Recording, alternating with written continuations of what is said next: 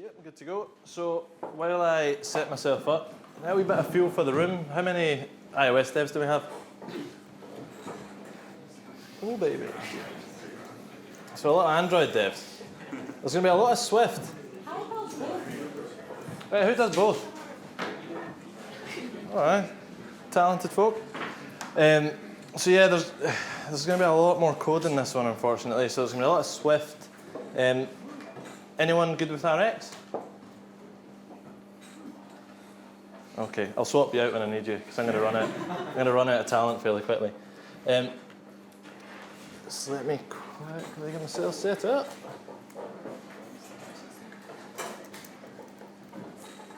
So I just need to turn on recording so that we can get the code later on when you watch the video on YouTube.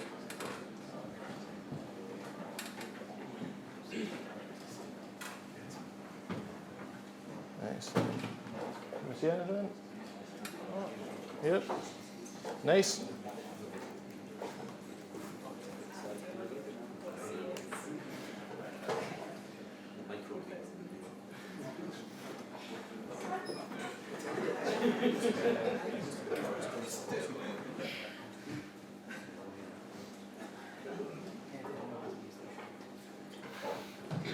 I believe that's recording on. So let's get keynote back down a wee bit.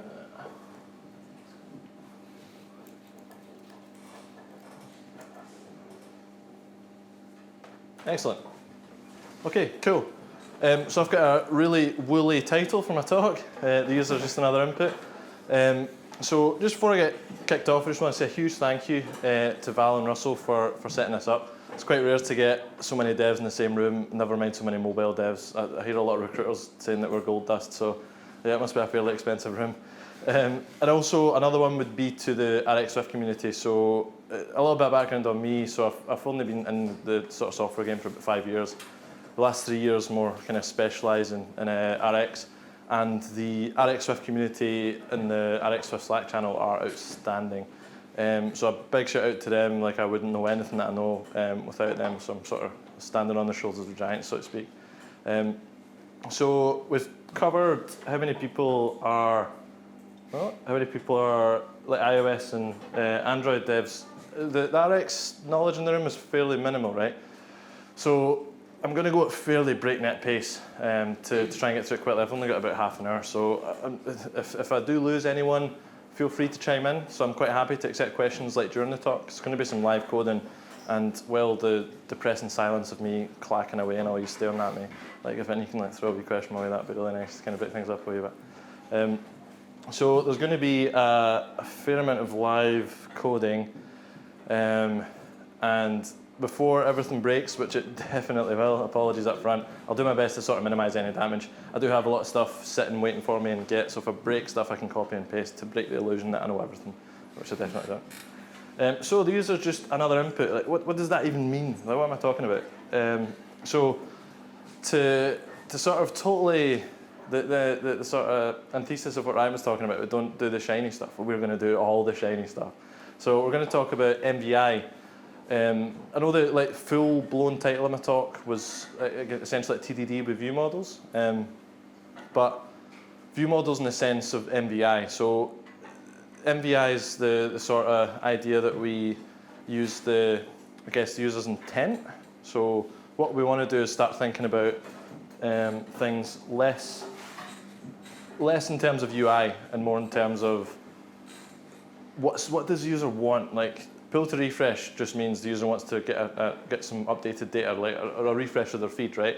So what we're going to do is use less like UI terms, so try and become like UI agnostic, because I believe there's technical coupling, so we can have like coupling within a code base, but we can also have semantic coupling. So as soon as you couple the meaning of something to something else, then that shifts your mental model, and your mental model is quite inherent in how you like understand the code base. So if we semantically decouple, another really woolly thing to say, then we'll think less, we'll have less assumptions when we start to look at code. So if you've got a view model and one of its inputs are pull to refresh, then you're immediately going to think, okay, this is a table view or a collection view. And then you start to like build up all these conceptions about like how that's going to work in the real world. But if you just have an intent come through, like the user wants to refresh the data feed, cool. I'll just handle that. And you don't have any like notions of what UI is using under the hood, because one of the biggest things about the success of view models that I found in the past few years of writing them is the less they know about the UI implementation, the better. And that's both technical and semantic. So what we're going to do is we're going to look at this, like transforming the user's actions into like an input, which is quite difficult to conceptualize, right? Because inputs to functions are normally like concrete things, like ints, strings, all this kind of stuff, objects that we build. So we're going to try and make intent an input. So like the user pulling to refresh, or the user tapping a refresh button. We'll go over that fairly shortly. The benefit of that as well is that the user's actions becoming an input means that we can make the view model a pure function, because it's just going to be a function of input and output, right? So like the whole concept of UI being a function of state. So we're going to try and make that happen. So I'm going to try and build a view model that is literally just a function, like no struct, no class, no state, no nothing, just a function that you call, and it gives you some output. So the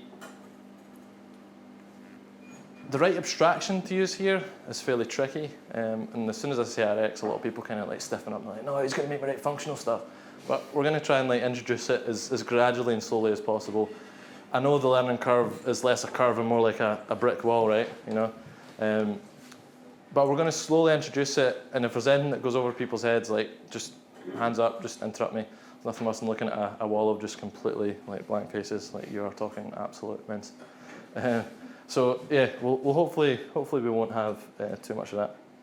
So what does all this look like in practice? I've done a lot of theory just now, which is like our least favourite thing. So we're going to build something. I found a free API that was fairly straightforward, so I'm totally going to poach that. So there's a jobs API from GitHub. They post jobs on there every now and then. So what we're going to do is we're going to build like a job listing app. So we're going to have a feed, we're going to have a way to refresh that feed, and we want to be able to show like errors to the user. So if something goes wrong, then we want to alert them somehow. We want to give them a way to like refresh. So their intent, I want more data, is going to come through to us, right? So fairly standard, usual, list of JSON, tart it up, make it look pretty. And I've come up with some horrible designs on the train on the way in. Talk about multitasking. Just ignore the bits at the bottom. These were not copied and pasted from the simulator. Don't believe what anyone else tells you. So it's fairly straightforward. So we've got loading, we've got a list of data, and we've got this error scenario here. So just looking at this, we can immediately like sort of start to think about what a view model might look like to represent this. So a view model might have some sort of state to let us know when to stop loading. So once the data comes in, that spinner needs to stop, right? And a view model should really contain the logic for that. And then we're going to want some list of data to represent these individual job listings, make sense? And then we also want some way to tell the view, something's went bang, can you notify the user and give them some options to recover? So in this scenario, we've got a retry option or an OK just to dismiss it and get on with their day. So this talk, the full title of the talk had, I omitted it from the title slide because it said RX and TDD in it, and I didn't want everyone just to right out of the room. So because it's TDD, we're gonna think about it in terms of a test scenario. So I'm gonna show you like roughly what I want to test, and then we're gonna see how would we actually do that. Like how does this turn into a function that I can actually test in the world? So we're gonna use Old Faithful, give them in then. So the view model is gonna have various inputs. One of them is going to be an API request, because the view model is going to have to go out to the world, get some data, and then it's going to get a response from that, right? So what we're going to do is come up with like a hypothetical scenario for the view model. So the API request is going to return a success, i.e. it's going to give us a list of job listings.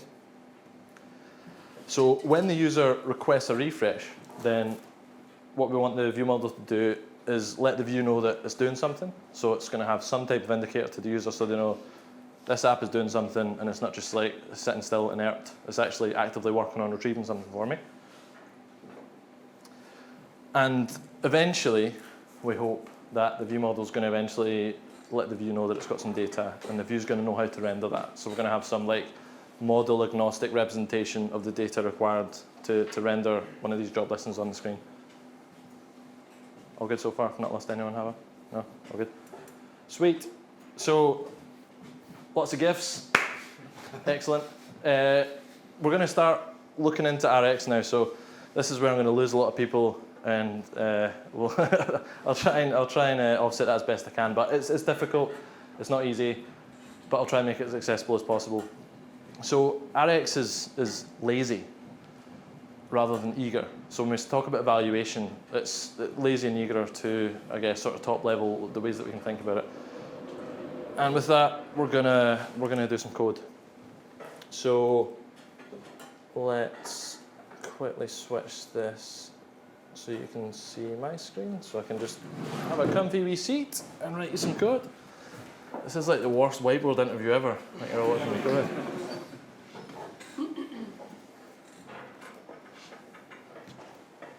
Nice. Okay, cool. So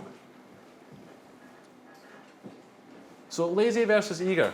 So the first one I'm going to talk about is like eager evaluation. So we're going to take an array. Mike, sorry, can you like increase the font I absolutely slightly? can. Just to make sure everyone at the back can see.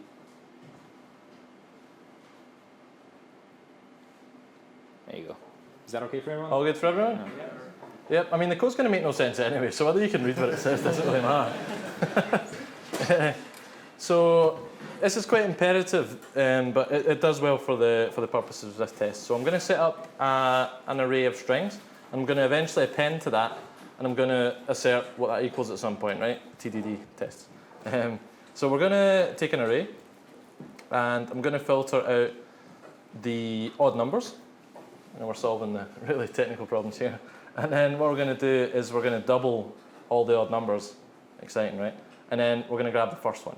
So if this is eager, then in this particular scenario, we're doing a lot of wasteful stuff.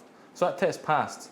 So that tells you that it filtered every single one and it doubled every single one to just get me the first item that I wanted, right?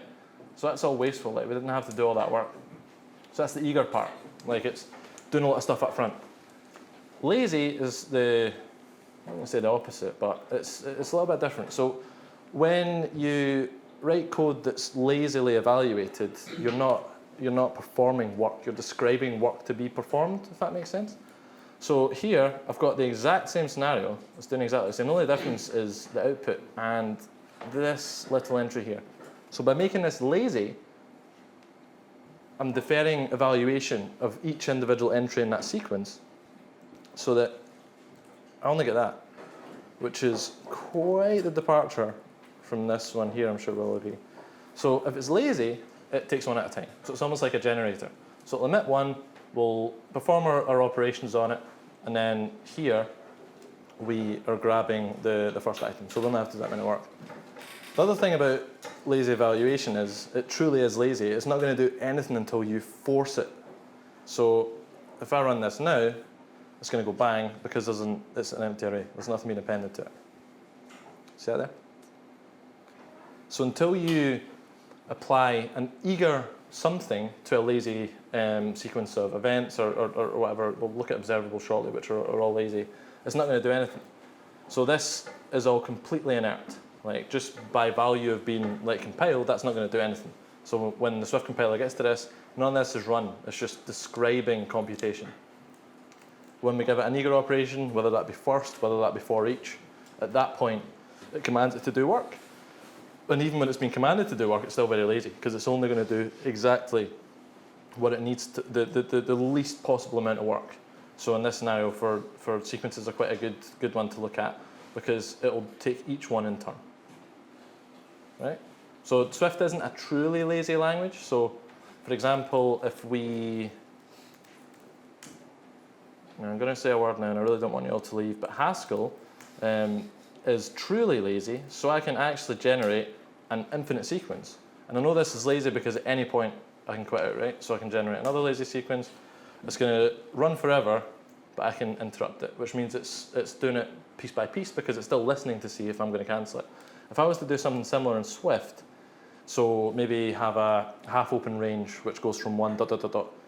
then perform something on that, maybe a for each or something, then that would run forever and it wouldn't let me interrupt it.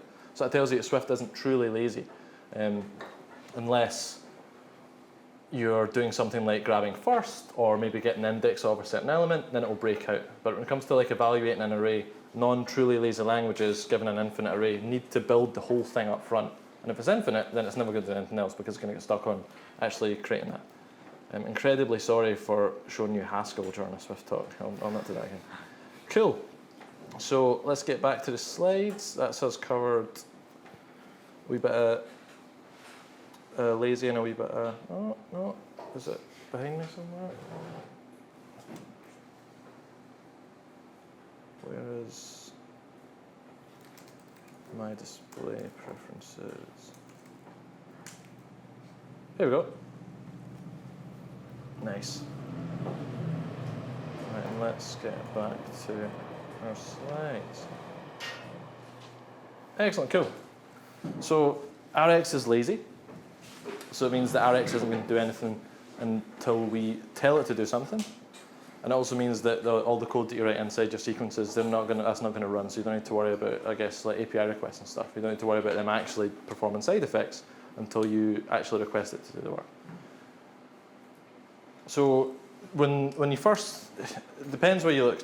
If you read the Rx book, the first chapter is going to tell you it's based on sequences and like all this, like a functional diatribe which scares almost everyone away. And I'm going to try and start with, I guess, more of the primitives of Rx, like the things that you actually use to build stuff. So event is one of those things. Events, I guess, probably when it comes to like reasoning about what Rx is doing when you've built something in Rx and then trying to figure out why it's not working or why it doesn't behave the way you expect it to. Sequence grammar is a big one. And sequence grammar is built on this concept of an event.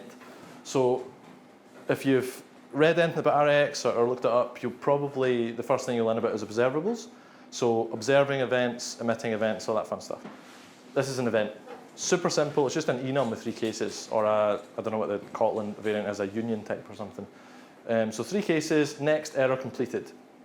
Next is how you deliver values. So if you had an observable of an API response, your next property would probably be some way to deliver the data to you. So say you were communicating with the GitHub Jobs API, which coincidentally we happen to be doing that. The element might be an array of job listings. That would be the actual concrete data that you're after. Error is a way to indicate failure. I've not used that too much, and I'll show you, we tend to prefer using next with the result type, either success or failure, rather than using error type. And then completed just indicates that this is finished, and we're not going to emit any more events. Okay? So the sequence grammar is, you can have 0 or more next events, and you can, once you emit error or completed, which are known as stop events, then that's it. Nothing else is going to be emitted. So if you were to create your own observable and emit next error, error completed, error, say after the first error, it wouldn't do anything else. That's your stop event. That indicates to an observer, I'm not going to emit anything else, so you can go ahead and dispose yourself. So we'll talk about disposal soon. It's kind of like, quite morbid, but if I was talking to someone and they dropped dead, I would know this conversation is clearly over. I don't need to listen anymore. I'm going to go about my day as normal. So I guess event is similar to result in a way. So everyone familiar with the concept of result, or like the monadic either type in Haskell, where you've got the concept of either success or failure. So event kind of builds on that. So you've got this way to express delivery of values, delivery of errors, and delivery of a stop processing or stop listening. And creating abstractions which are built on top of this notion of a finite sequence, which eventually terminates, is super, super powerful. The more you get into Rx, the more you build stuff with it, you start to realize just how powerful it is. So we're going to do some more code soon, and it's going to be Rx, and I'm incredibly sorry about that. So we can emit events using observable element, where element is the type of thing that you're observing. So if I was an observable, I would be observing crap chat. That would be my element type, right?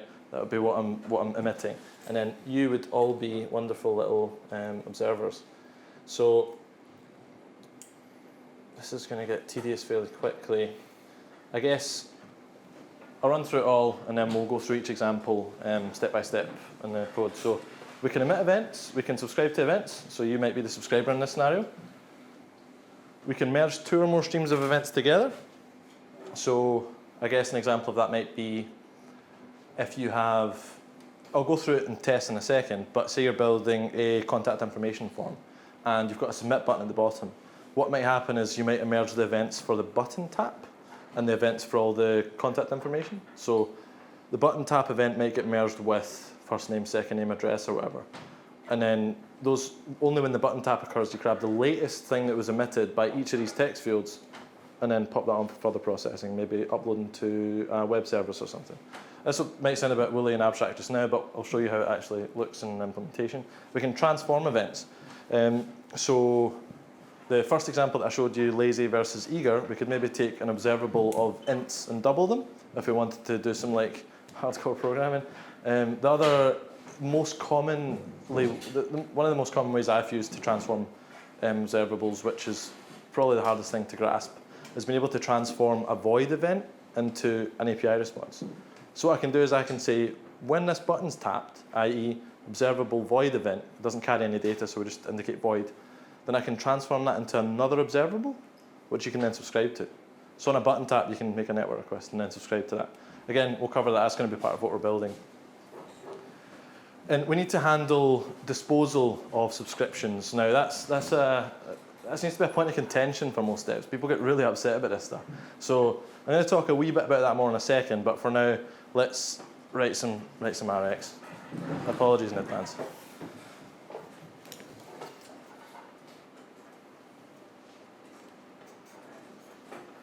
Is that excellent? Good job.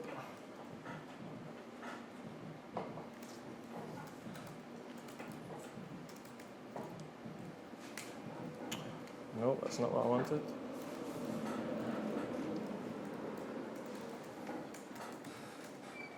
Feel free to chat amongst yourselves. Any questions so far? No? Excellent. Sweet. So now let's have a wee look. So I've got it brought up in tests, so we can quickly assert what we're seeing is what we expect. So first of all, we're going to test emitting events. I'll talk about what debug means in just a wee second. So if we're in this test, I'm not asserting anything, so it's going to pass. I'm happy with that. And this MB star thing is just a notation I use to filter the console. So we can see here that nothing's happened, right? So I'll discuss the creation of this observable in a wee second. But what I've done is I've emitted events, but there's no subscriber. So it's not actually going to do any work. So the whole, like, when a tree falls in the forest, if no one's around, does it actually make sound? That kind of principle. So observables are lazy, so this isn't going to do nothing until it's got a subscriber, right? And inside here, we can see, hopefully, what might be familiar to you with the event type. So when you create an observable manually, you give it a closure, and that passes you an observer, and you can tell that observer of the events that you want to emit, and that essentially broadcasts them onto whatever subscribes to the parent observable. So we've got an onNext, an onCompleted, and after that onCompleted, none of this is going to emit. So this error won't emit, this next event won't emit. And then we return at the end, we have to return a disposable.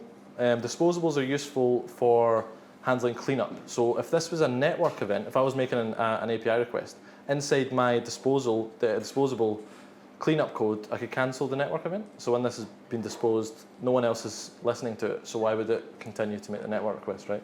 So at that point, I would just cancel it. But we'll show you what that actually means in a wee second. So if we move on to subscribing, so if I run this now, we are going to see it do some work, right? So you can see there, it's, I don't know why I'm pointing at my screen, you can't see that on the big screen. It only does next and completed. So after this, it's not done anything else. So that's just a wee proof that the sequence grammar holds in runtime. So after a stop event, completed or error, nothing else is going to happen. Make sense? So transforming event, so this is kind of similar to the hastily put together description I tried to give you earlier. So given something which might represent a text field, so this is someone typing in, if somehow managed to get a@b.com as an email address, that's quite impressive. And they're putting that into the email address text field, so you can see them gradually typing up. And we've also got an event to represent the button tap. So you can imagine a screen that's got an input, and you're going to tap a button, and this particular scenario is going to like email them a login, a magic link to log into their app, right? So what you can do is you can say, when the button tap happens, can you get me the latest element that was emitted by the text field, and then let's subscribe to that. So let's see what happens if I run that.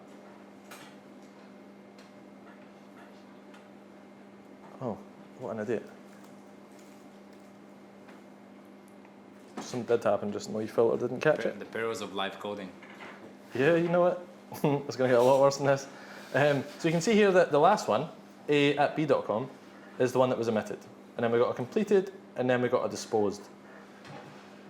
Now, disposed is the point of contention that for most devs, unfortunately. So let's quickly talk about that. So I'm just going to have it on one screen, which means that my notes are now disappearing, and I'm going to completely freewheel this, but such is life. So disposal of subscription. So this concept of handling things to dispose them later sounds suspiciously like memory management. And we're all writing Swift because we hate C and we don't want to do manual memory management anymore. But now all of a sudden we've got to manage all this memory and stuff, and it's pretty horrible. So why do I need to do this? Like why can't Arc do it? Right? This is what Arc is designed for. Why is it not helping me out? So when we subscribe to something, so in those code samples I showed you there, we had an observable, and then at one point we called subscribe. And inside that subscribe block, you either do some work. So a subscribe block takes in a closure, which takes an event and returns void. And because it returns void, you know it must perform a side effect. Otherwise, it would do nothing. Right? Because it's not returning something, it needs to somehow influence the outside world. Otherwise, it would literally do nothing. So inside each of those subscription blocks, when you the result of calling subscribe is a disposable. So when you call subscribe, pass the closure, at the end of that, it's expecting you to do something because it's returning a disposable type. So the reason that it does that for us is so that we remember to dispose it, because the Swift is going to complain if you call a function and don't use the return type unless you use discardable result, right? So the internal mechanisms of subscribe mean that a retain cycle is created. So between observer and observable. And that is only broken in two scenarios. One of them is when a stop event's emitted. So if you've got, I'm observing someone, something happens to them and I'm no longer chatting to them, that conversation or sequence of events is over, right? So I can then dispose myself, whatever that means. So the other scenario would be maybe when there isn't like a natural end to an observable event sequence, maybe like button taps. There's no like natural end to tapping a button amount of times, right? So what we need to do in that scenario is like have a way to manually dispose that. So in an iOS app, you might have a screen that has the marketing, the contact information, you might have a button. And when they navigate away from that, all those input elements, they're going to be deallocated.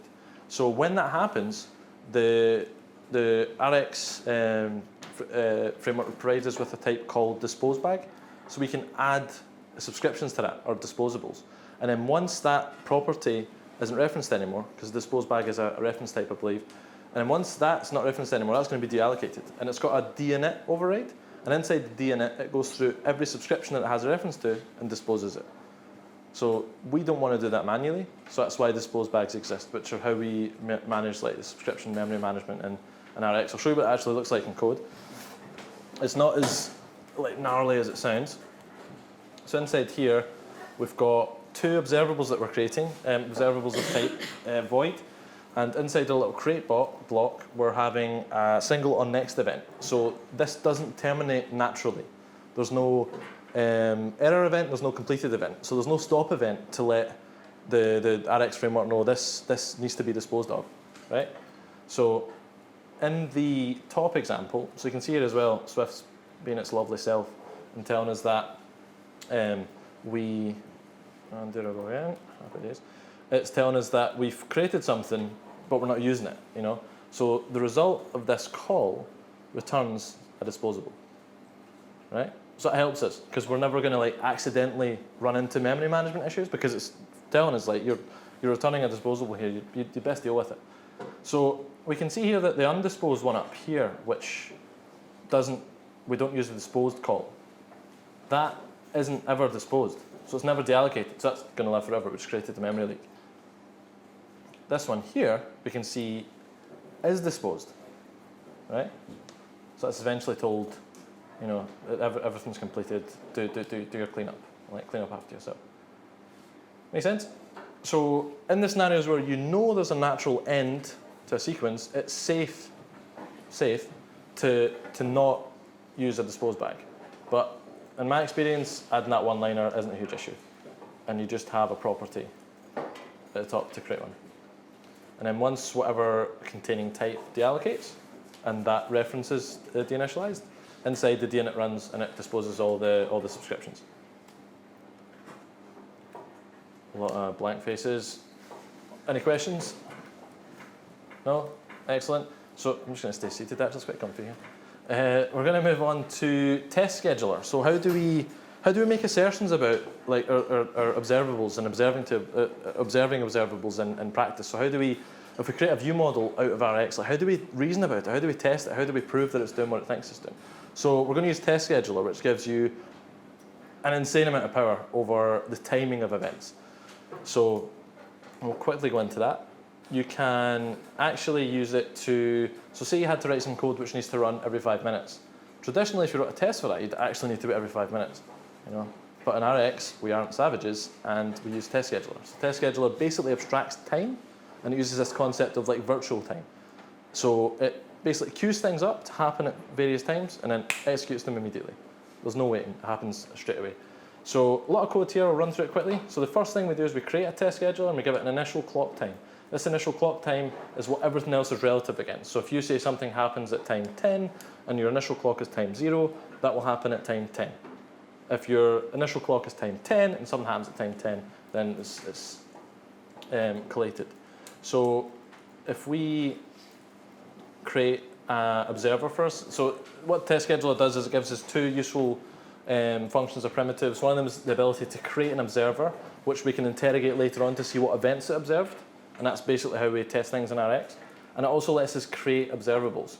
Now, this is probably the first time you've heard mention of like the concept of hot or cold observables. So a cold observable is one which only performs work on subscription. Now, up until now, I've lied and I've told you that everything in Rx is lazy and things only happen on subscription. Turns out that hot observables don't. So hot observables will emit whether or not they have a subscription. So things like a button tap, that's going to happen whether or not you subscribe to it.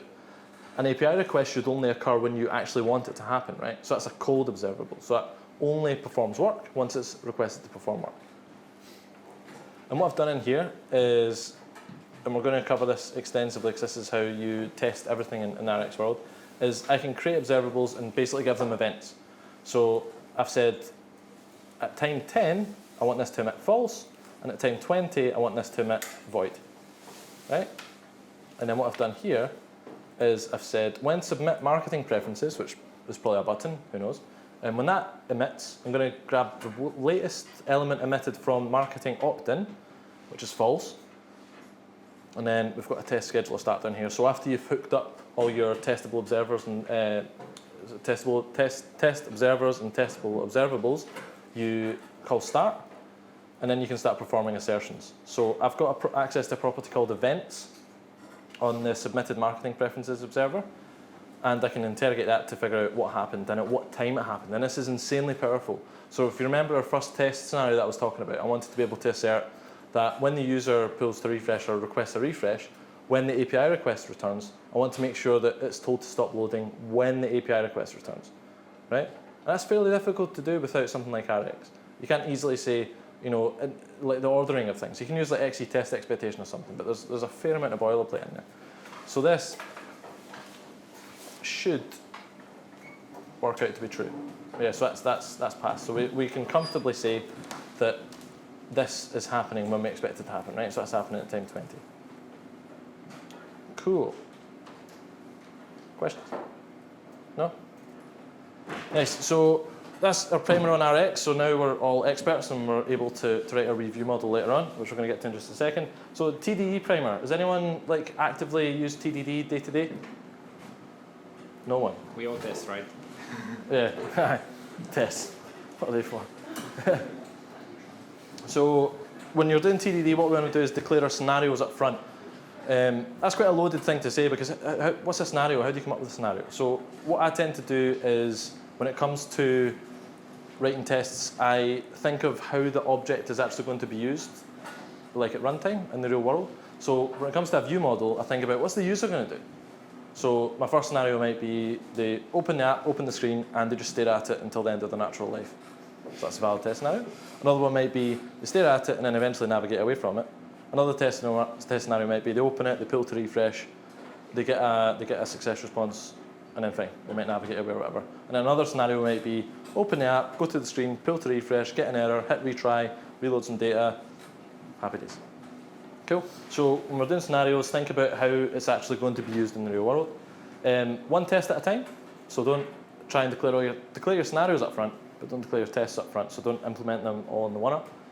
Only write enough code to make the test pass. So if your test asserts value A, B, C, then literally write the function that you're testing to return A, B, and C. And then later on, you'll iterate and iterate and iterate. Cool, so we're going to do some live coding now. This is absolutely going to end up in flames, so apologies up front. So I realise though that we're struggling a wee bit time-wise, so I'll get through this as quickly as possible. So what we're going to do is build the app that I was talking about, which is the job listing app. So I've tried to make things a little bit easier by providing a little boilerplate for us. So in our tests, I want us to do as little work as possible. And to do that, I've implemented a wee function here. Now, reward for possibly the worst function name I've ever written in my life goes to myself. So what we're going to do is so our view model is going to have an output. So remember, I want our view model to be a function. So it's going to be a function of input and output, and I'm going to assert on the output. So I've wrote a function which is going to make the output for me. It's going to bind it to the testable observers in our test scheduler, and then it's going to start a test scheduler for me. I don't want to write this stuff every time, right? So this is the bulk of it. So the output, so we get 3 outputs. So like we discussed earlier, we want a way to stop loading. We want a way to get access to job listings. And we want a way to demonstrate error messages to users. So what we're going to do is we're going to bind those all to these testable observers, which I've created up front. So I don't need to spend my time writing boilerplate in front of you. And I'm going to pass in, oh, this is definitely how I went. It's a plan. You can almost see like the type that I'm talking about here. So we've got an event which is recorded, and the recorded adds a timestamp. So if something's a recorded event, is just an event with a timestamp.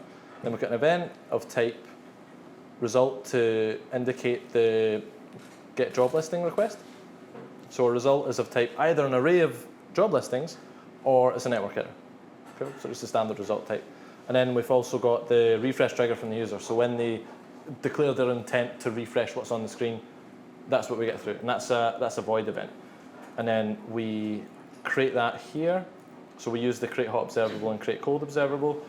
We use create cold observable for the API because we only want that to actually run code when it's got a subscription. And we use hot for the intent to refresh because that can happen at any point and it doesn't need a subscription for that to actually happen. So we're going to crack on with the first test. And one more thing we need to know is that I've mocked out the failure response for get job listings. So this is what the mock API response would look like. It's got a next of network error. So I've defined the network error here. It's got only 2 scenarios, connectivity or server error. And then we've got completed as well, just to indicate that this isn't going to emit any more events. So the first thing I'm going to do is I'm going to make my testable outputs. So I'm going to pass in the mock failure event. And for my refresh, what I want to do is pass in nothing because this scenario here is the user not interacting with the view. So they've never indicated that they want to refresh. And then I want to assert that our stop loading observer events is equal to an empty array. And I want to assert that our job listings output is also equal to an empty array. And same thing for the error message.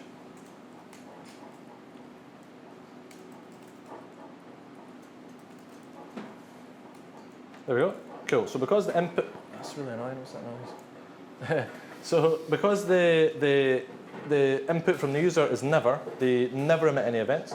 We're never going to see any outputs, hopefully. So this is basically a way to make sure that your view model doesn't do anything unless it's prompted to. You know, just I guess a way to avoid a fairly common source of bugs. So if we have a wee look at the view model here, so I've also TDD purists will say, do not write a line of code without writing tests first, but I'm not going to write all this boilerplate while I'm doing a talk. So normally I would have not touched any of this code at all until I wrote my test. So write my test first and then, because one of the benefits of testing is to define the public API of the objects from the call site. So when you write a test, you're essentially defining the API of the thing that you want to interact with from the call site, which means no implementation details leaking out because you haven't implemented anything. So there's no implementation detail to leak out, right?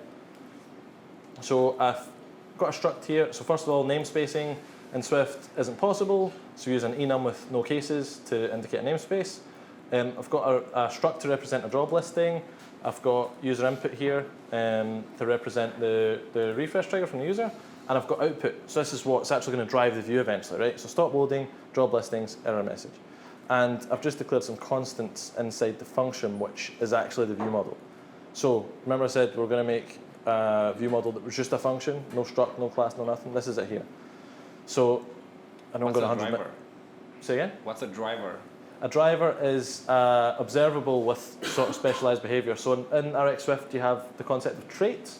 Okay. Single, completable, maybe, and driver. I think there's other ones as well. Driver basically guarantees no errors, and it guarantees execution on the main thread. So because it's going to drive UI elements, that's where drive comes from, and we also need to make sure we're on the main thread, because when you're writing iOS apps, you should only be doing any like view manipulation stuff on the main thread. Okay. Cool. Good spot. So what we're actually going to return from this view model function, make view model function, is actually a closure. And that closure is going to take user input and it's going to return output. And the reason that we do that is because you're normally going to create your view models in a coordinator or something because you want to pass like model stuff to it, like an API call. The view controller shouldn't know about your layer which handles networking. So what we do is we sort of like half initialize it. So we'll give it the API call inside something like a coordinator, and then we'll return a closure here which accepts user input to complete the rest of the initialization. And then that'll actually return the view model. So it just means in our view controller, we get given a factory which takes in input and returns output. And we don't need to worry about the view controller knowing how to build up the API request. I was going to ask if that makes sense, but your face is telling me otherwise.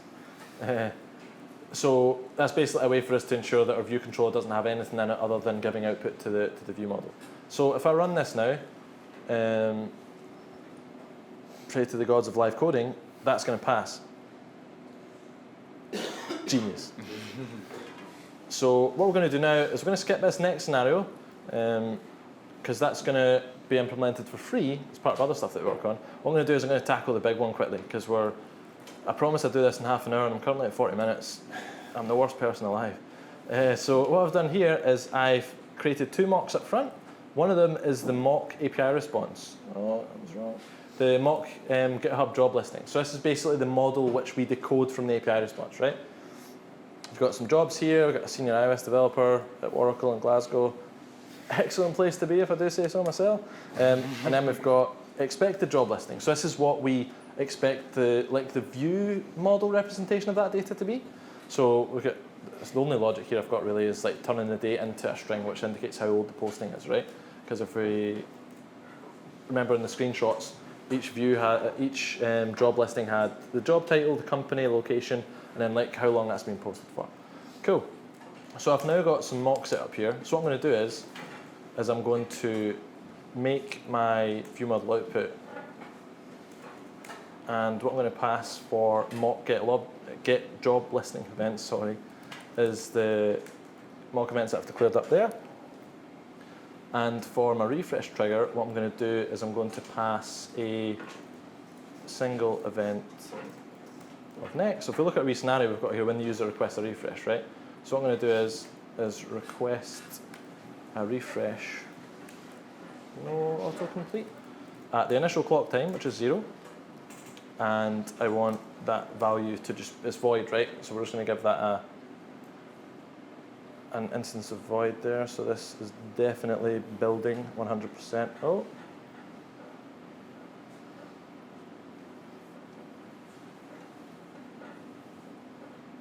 Okay, sweet. So what I need to do is give us recorded that. That's going to be a type. Job listing. Any questions so far? Are we all good? Everyone totally understands this, right? This is the part that makes people hate RX. Yep. It's good fun though, I promise. It's all the templates. Yeah, so there is a fair bit of boilerplate here that I've had to set up. But once you see like how simple these tests are, hopefully you'll become a convert. I don't know, maybe.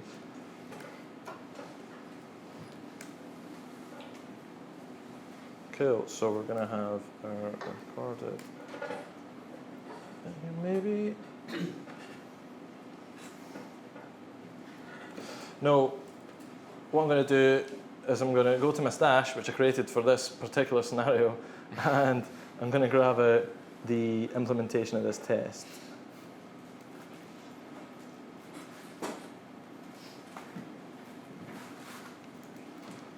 The whole like facade of me knowing what I'm doing is just collapsed.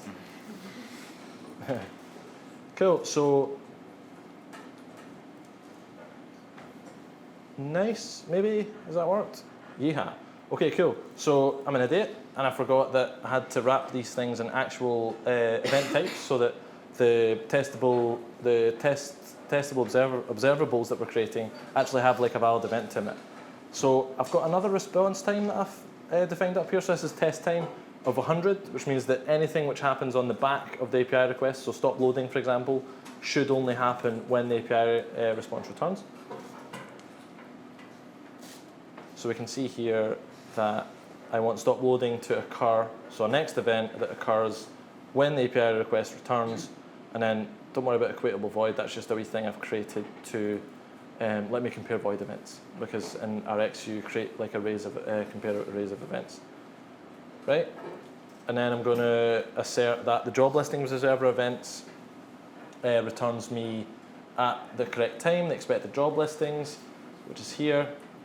And I also want error message observer events to emit nothing because there was no error. So let's implement this quickly.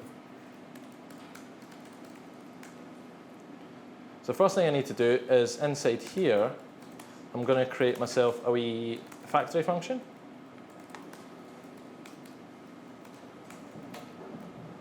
So this is going to give us an array of the actual model type, so that's GitHub job listing.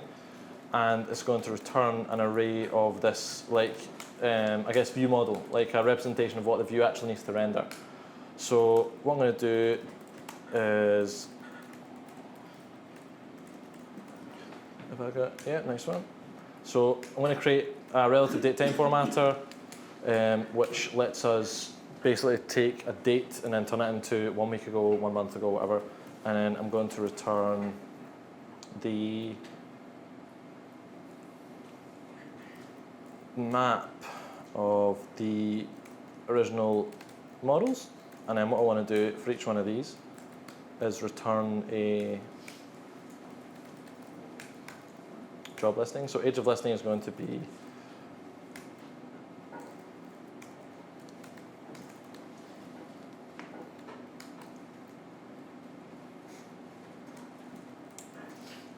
nope, definitely not. Let's refer back to the old completed implementation. You've got to love crashing and burning, eh?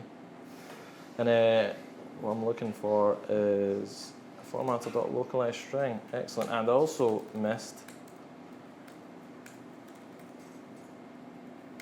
this here. Okay, so what we're going to do is give ourselves a wee localized string for the date, which is going to be the GitHub job listings date. Oh, why am I not getting? Come on now. Created that date. That's going to be relative to just now. And the job title is just going to be the title of, so I'm not getting any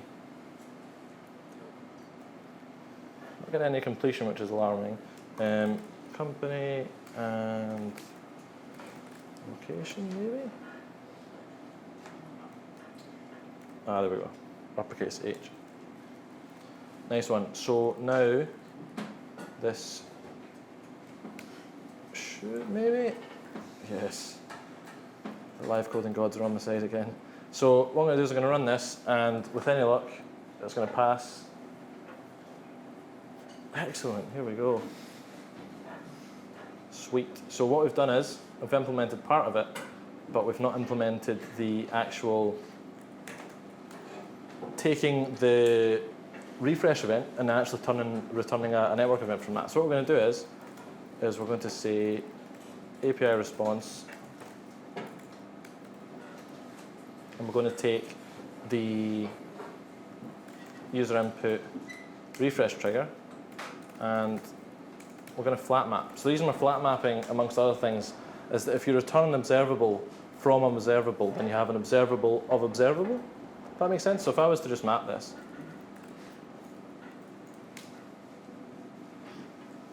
and return get job listings, you can see that the type of this is error. Okay, nice one.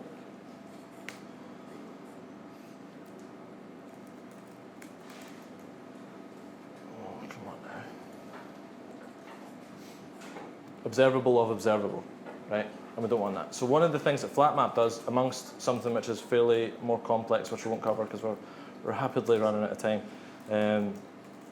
is to collapse the observables into a single observable.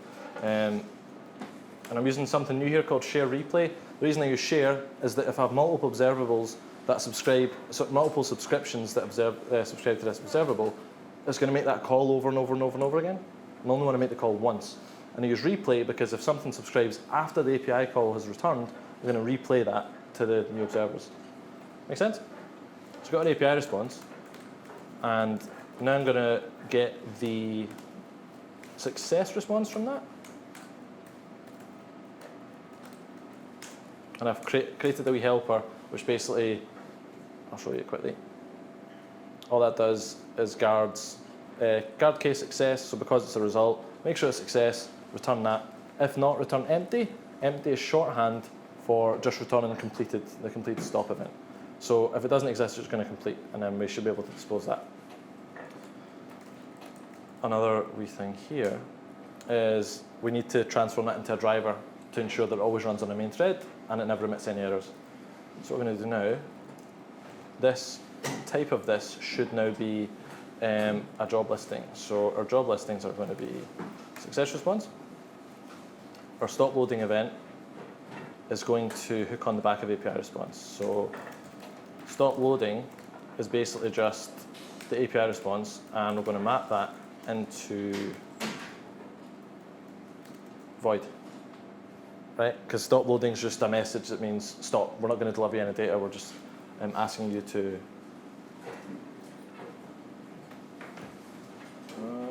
No.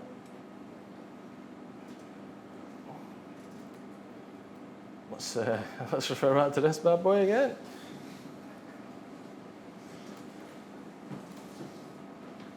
I mean, that's exactly the same. What are you smoking, Swift? Okay, cool. So let's change that a wee bit. So that should now be happy.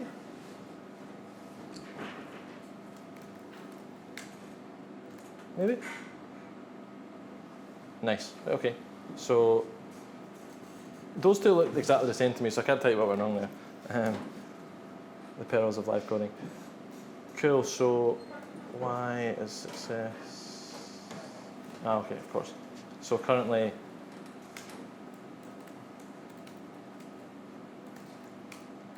got to flat map that. So what we need to do now is map this into the job listing, right? Because we've currently got the GitHub job listing model object, and we want to flat map this into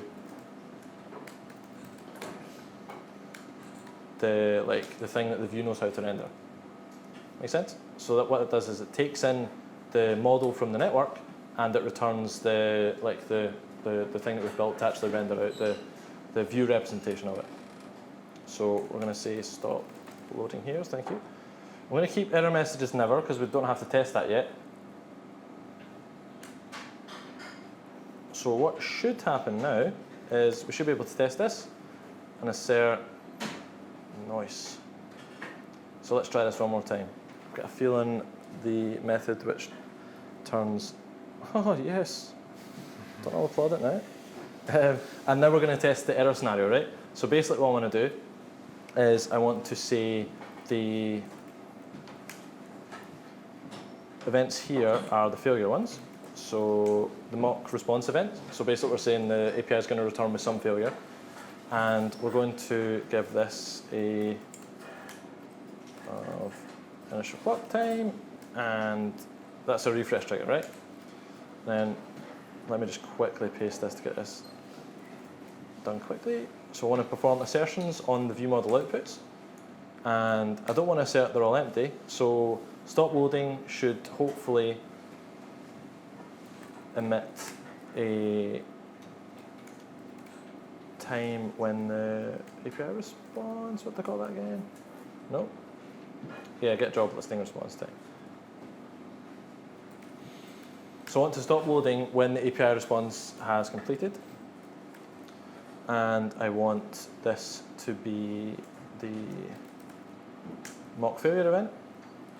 Sorry, this should be empty, sorry. And our error message should be, so my network error is server error. So that's just something I defined ahead of time. It's just an enum that defines various ways the API can fail. And I want to make sure that it returns a localized description of the error.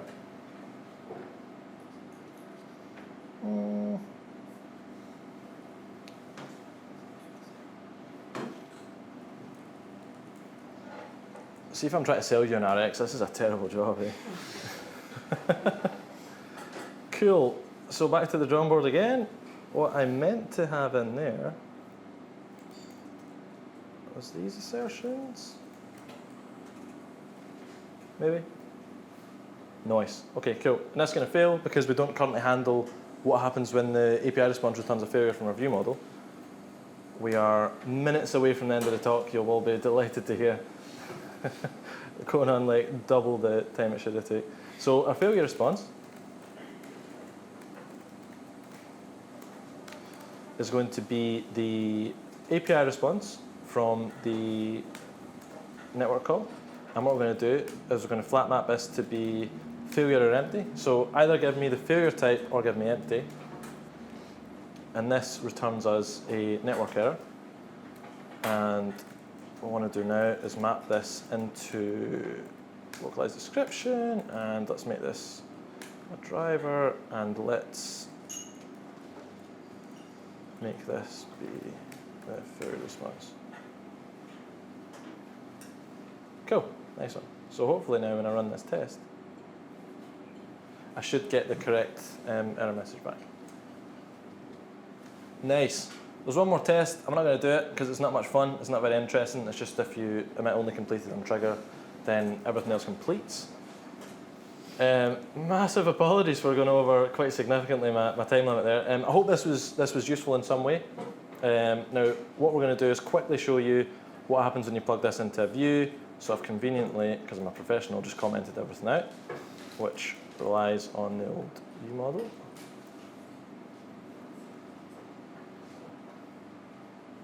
And I've also mocked out networking for now, just so I could have like a reliable, yeah, cool. So I'm basically using an observable here to simulate delay and stuff. So there's not a lot of code required here to basically say, when I refresh, return either success or failure, and then swap that about, and then give me a delay of 3 seconds. So when I run this,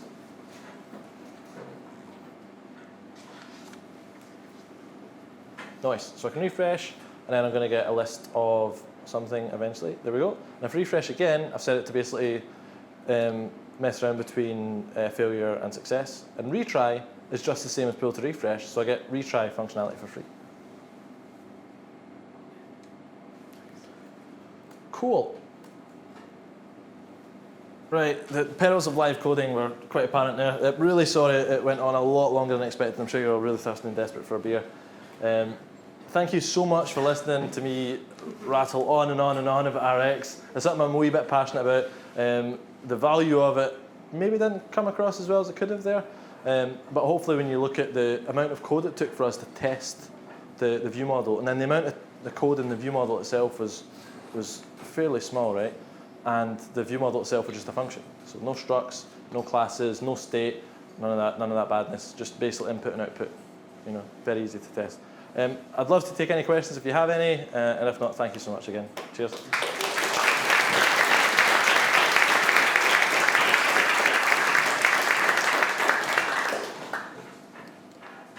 A lot of the stuff that's right over my head on the JavaScript. But I am curious about your workflow, what works for you. When you're tasked with engineering a complicated data flow, do you help yourself with the console a lot? Do you think in terms of code, or perhaps you draw a lot, diagrams? Yeah, so the question was basically how do I go about dealing with like complicated data flows and how I would go about implementing said data flow. So I do rely really heavily on sequence diagrams. So what I like about them is, I don't know if anyone's heard of the concept of event storming. It's like, I think it comes out of like BDD. So this allows us to reason about data flow in a sort of technology agnostic level. So what I can do is I can sit down with Android devs and web devs and we can describe a problem not in terms of iOS, Android, and web, but literally in like what are the events and how is data going to flow, you know, from each actor, if you like, in the process. So if it comes to like technology specific stuff, so once I actually come to implementing it in Swift, then normally what I would do again is diagram it out. So I like to start with drawing things out, drawing flow out, and then I like to use TDD. So I like to write my tests up front to ensure that data's going where I expect it to and it's been transformed in the way that I expect it to. And so is it your practice to draw a diagram before every application? No, I do it when I can. So there's always times where you've got deadlines, you know, there's people breathing down your neck and you have to get stuff done. In those scenarios, it's not glamorous, but sometimes you have to get stuck in, just jump in and get stuck in, figure it out from the inside out. Whereas I'm much more of an outside-in kind of guy. So I much prefer to like define things externally, especially when it comes to like the APIs of things, because I strongly believe that you should define the API for something from the point where it's consumed, because at that point you'll be designing the thing that's easiest for you to interact with, right? And that's where I get a lot of value from TDD. And so when you draw diagrams, do you draw them intuitively or do you rely on the URL? Anything goes. Circles, stickmen, whatever. So I just grab a bit of paper and just start drawing stuff out. Yeah, I'm not too precious about it. I just like to get to sift through like the noise of different diagrams and stuff and just see the intent of like what I'm trying to express. So I use whatever. I might use pen and paper. I might use like, Draw.io. I use that quite a lot. But I hope that answers your question. Yeah, man. So what is the main reason to go for RX over combined? Over combine? None. Use whatever fits you best. If you've got a team of devs who are working on an app that's been written in RX for like 5 years, there's no benefit in rewriting it in combine. 5 years might be too long actually. How long's Swift been around for again? But yeah, so if you've got a team of devs who've been working on RX for a long time, then the rewriting combine won't give you too much, apart from like that nice feeling of Apple built it. So it's the differences in API are minimal. So I've spent a fair bit of time with combine, and a lot of the RX stuff is like copy and paste. The terminology is a little bit different. So combine's built up of concrete types, whereas RX built up quite a lot of protocols and functions. But a lot of the like the naming and conjecture is the same. So like in RX, you've got a just function which emits an observable which has a single event and a completed event. Combine also has a just type. I think it's a struct.